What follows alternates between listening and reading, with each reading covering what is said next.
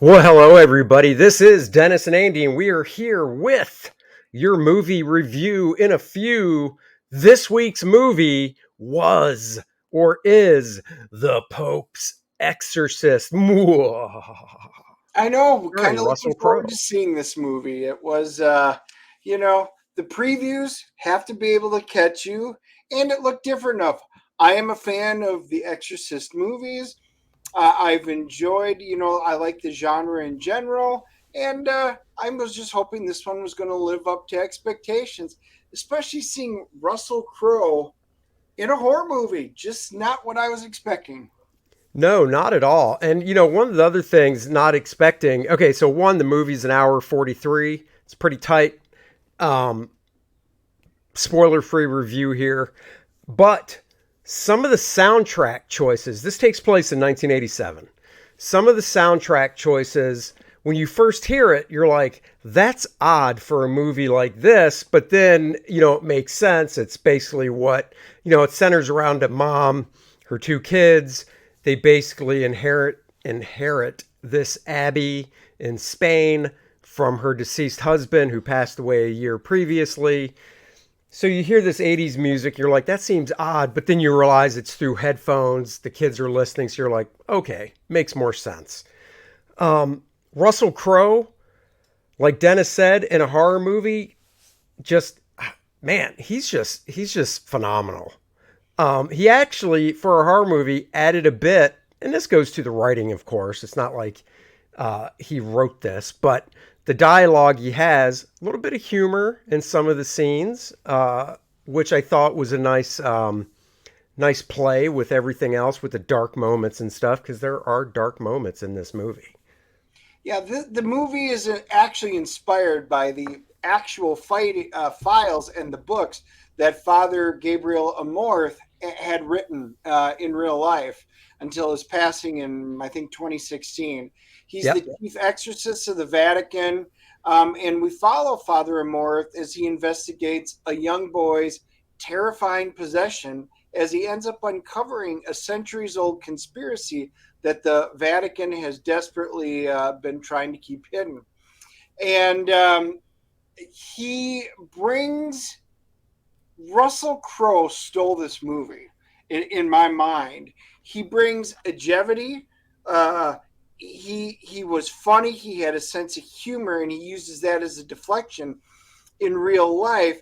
But there's reasons for everything. When he needs to be serious, he embraces the seriousness of the role.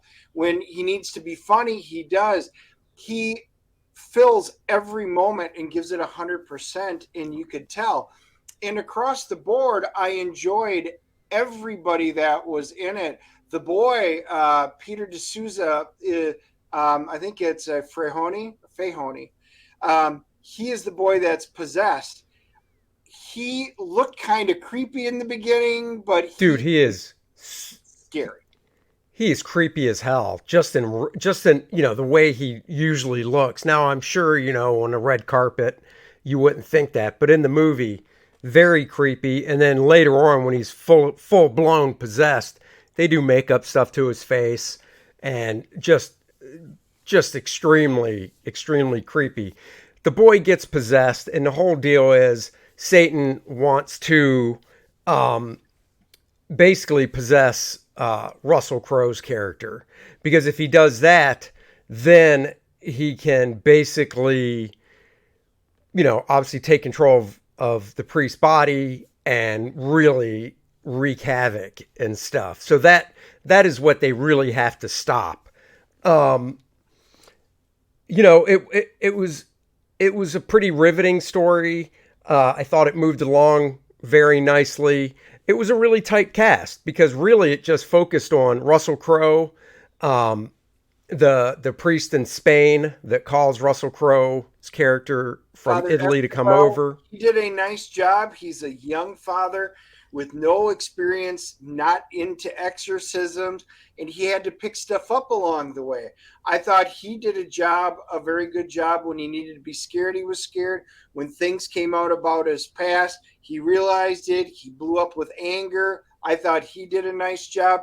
But the other one that really took this movie, Alex Essoe, she plays Julia, the mother, and I thought she did just a great job. I sat there and I'm like, I know her from something.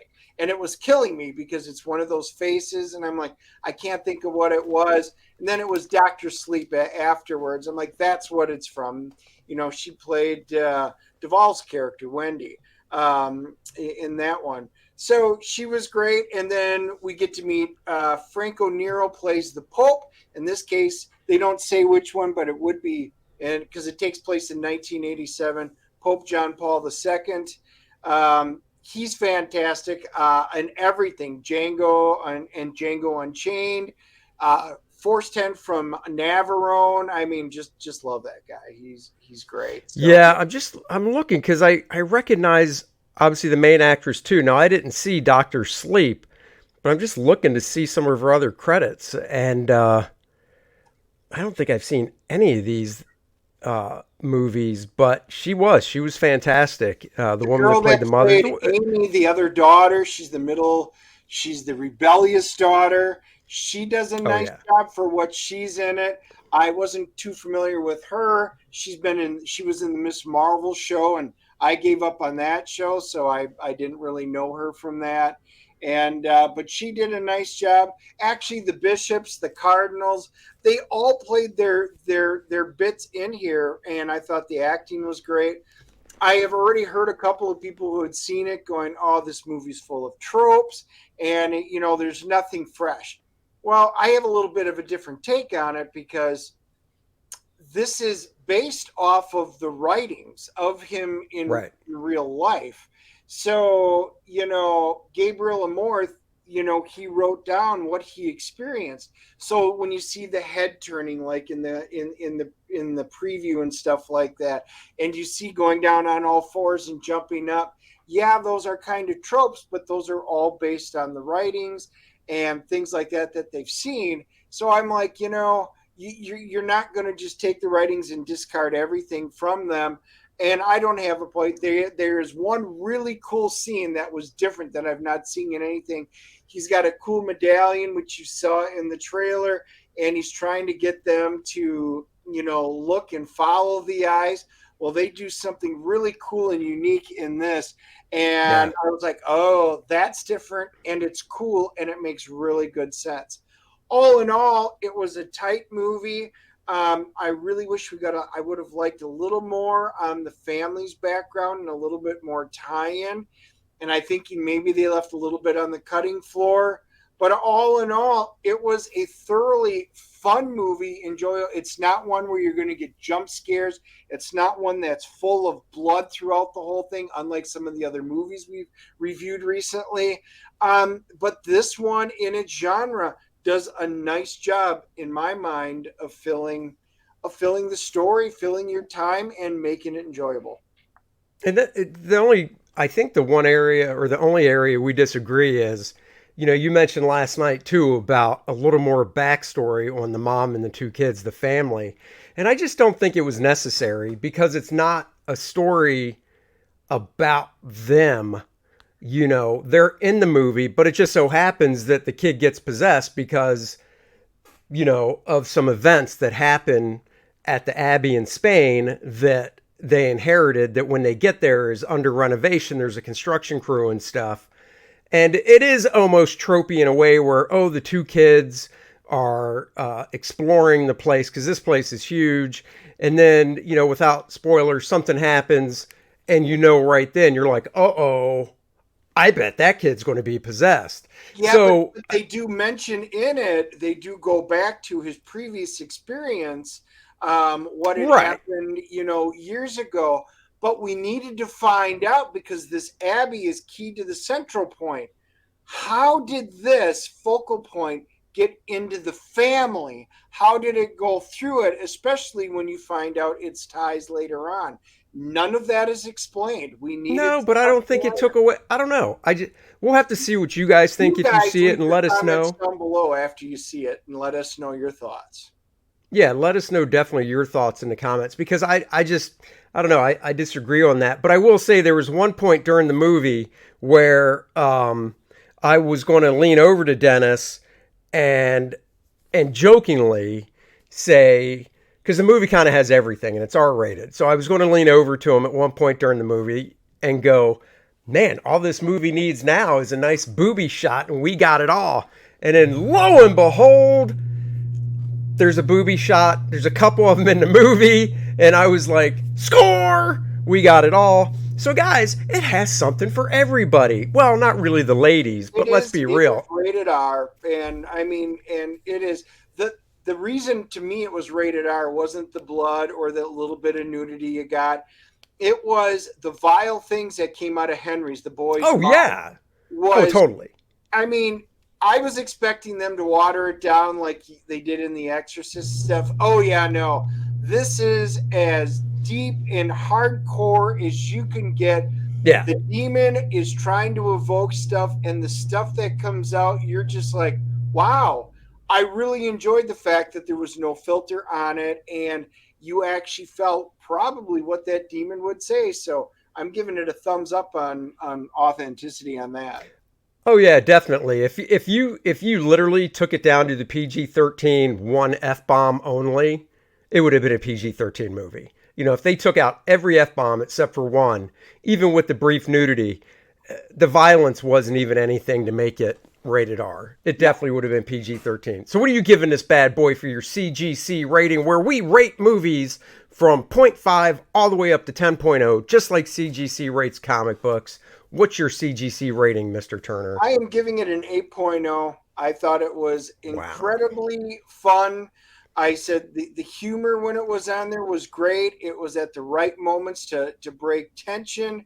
Russell Crowe was so outstanding. The rest of the cast was very solid. I enjoyed just about everything in it. I would recommend seeing it if you're not a fan of this genre. You might not like it as much, but I thought it brought something, while not brand new, unique. If you're looking for something completely different, this is not it. But I think you will enjoy it. I'm giving it an 8.0. I'm going 7.5. I did enjoy it. I'm not a big fan of, well, for one, like The Exorcist, the first Exorcist. Haven't seen it all the way through. Just scared the crap out of me as a kid when I saw the few bits and pieces. Never want to go back and rewatch it. But I must say, after seeing this movie, I can't imagine watching The Exorcist and being freaked out, because this one, you know, I think definitely topped it Linda from the Blair visuals in I've the seen. original Exorcist gave what I consider in this genre the performance of a lifetime that it will never be duplicated. And I think that's the problem. It's the gold standard. I don't think it'll ever be broke. This movie does a nice job of doing it, but it will never fill those standards. Um, I pulled up Rotten Tomatoes, and the critics did not like this. They gave it a 50%. The audience, Shocking. however, does, and gave it an 82%. So there we go. Once again, audience wins. That's right. You know who else wins? You guys win when you back Kor-Drath the Reckoning by myself and Dennis. 76 pages of barbarian action. Guys, we're at 79,472 here. But if you're not following along, we did run a campaign on Kickstarter for 2 months. And if you take that total, we're at 84,000 and change now. So we are cruising along to the next stretch goal, which is the Necronite playable character card, because this is not only a graphic novel you can read, Dennis is writing a game module so you can actually play the role-playing game and get that good old feeling of D&D back in your life, except, yeah, this is just cooler if you ask us. 76 pages, Kor-Drath the Reckoning is Conan meets Game of Thrones, plus all the magical wonder of Dungeons and Dragons. All takes place in the Shattered Reach.